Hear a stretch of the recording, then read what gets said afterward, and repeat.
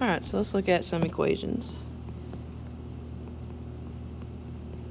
Alright, in math, I find it's always more beneficial to you to take the notes than to sit and watch, just so you can look back at them at any time. So we're just going to look at some simple one-step equations first. Alright, there's no reason that you shouldn't be able to solve these one-step equations. So I'm going to go ahead and write them down and give you a chance to, and pause it, let you have a chance to write them down, and then once you're done writing them down, then you can come back to watch me solve. So once you get these written down, just pause it and then come back once you're done. Alright, so when we are solving an equation, we need to get the variable by itself. That's our goal. Okay, so we want to isolate it. We need to get rid of, in this number 1, we need to get rid of negative 15 or a minus 15. So we need that minus 15 to cancel out. In order for something to cancel out, you have to have the opposite. So negative 15 and positive 15 are opposites. So in order to cancel out that minus 15, we need to add 15. All right, when you add 15, negative 15 plus 15 is 0, so that cancels out. That was our goal. We wanted that to cancel out, and we're left with a on the left side. Then you just do what the signs say. Negative 22 plus 15 is negative 7.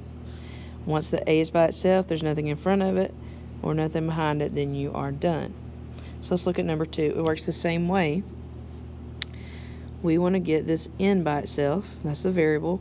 So we need to get rid of this plus 12. Well, the opposite of positive 12 is negative 12. So we need to add negative 12. Now, adding negative 12 is the same thing as subtracting 12.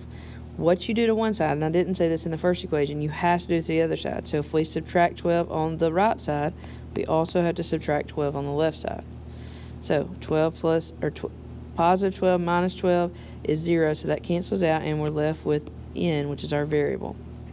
And then you got 3 minus 12, which is negative 9. Okay, so number 3 works a little different. It's not plus or minus, it is multiplication, because that 2 is beside the n. 2n means 2 times n. We just don't write it like that because it looks funny. And then you think there's 2 variables and not just one. So since it is being multiplied by n, the opposite of multiplication is division. So we need to divide by 2. Okay, when you divide by 2, 2 divided by 2 is not 0, it is 1. But 1n and n are the same thing. So 1n equals n. So we don't even have to say 1n, we just say that it's n, because those cancel out. And you do negative 16 divided by 2, which is negative 8. Okay, now, same thing works here. Our variable is b. We're trying to get it by itself. The opposite is being, this fraction bar means division. And so b is being divided by 20. In order to get rid of that 20, since it's being divided by 20, we need to multiply by 20. What you do to one side, you also have to do to the other. Okay, so what that does is technically makes it 20b over 20, which gives us the same situation as we had here, and those cancel. And so you have b equals 20 times negative 15, which is negative 300. And that's how you solve one-step equations.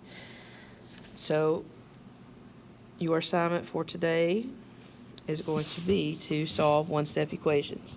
It shouldn't take you long, but here's what I want you to do. You're going to have 15 one-step equations. You're going to solve those 15 one-step equations on your own paper. Please show the work. There's not much work to show.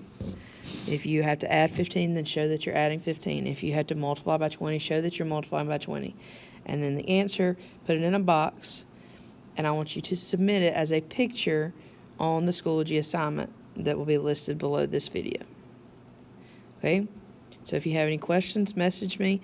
Everybody should be able to solve these 15 one-step equations. Hope y'all have a great day.